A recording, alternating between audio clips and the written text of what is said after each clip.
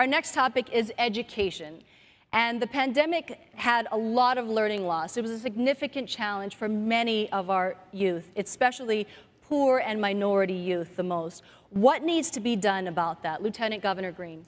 Thank you. Yeah, education is critical. So first and foremost, we have to educate our youth. We have to get the very young children access to education, so early pre-K. I was born deaf, and then my parents put me into early education, and that's how I caught up. So early education is critical. There's $200 million now to begin early pre-K.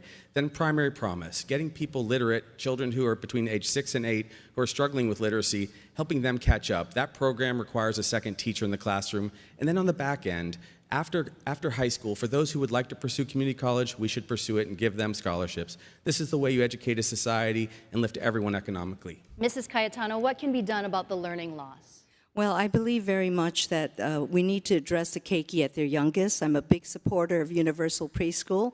One of the things I'd like to do is reach out to the private sector to see how we can incentivize them so that they can be a partner in providing preschool affordable childcare to their children's employees. I think we need to put special support for those who have lost a good number of learning opportunities in the last 2 years. And last of all, I think we need to look at our special education and make sure that they're being funded adequately. Congressman? You know, Mahealani, I'm a product of Hawaii's public education system, proud graduate of Hilo High School. The first thing we need to do to address public education is we need to address the retention and the recruitment of our teachers. Our teachers are the heart and soul of our public education system, and so we need to pay them what they're worth.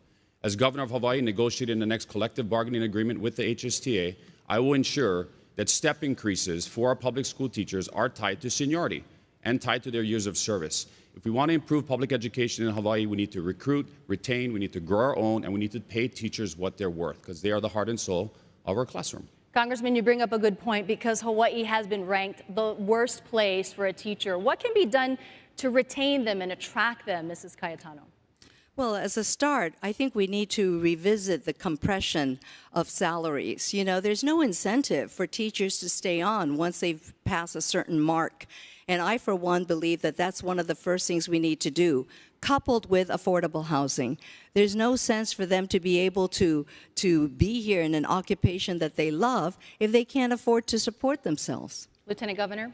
Yes, I would agree. So when I was a legislator, I proposed 20% increases in teacher pay. That's critical. It's now actually happening. You're seeing the steps be implemented, and that is the first and foremost thing to do. We talked a little bit about Department of Hawaiian Homeland housing. That's critical for our Hawaiian community, but we also want to do workforce housing. And I think it's another place where we can be discriminating and add housing directly for our local people, for local teachers, local nurses, local firefighters, who probably don't make enough money to survive in this market because of all the challenges that have been discussed. So I think actually using 21st century housing through the Department of Education, building housing on that land, making housing and housing development in kind of hand in hand coupled with our areas of need real, and I think that's the thing of the future.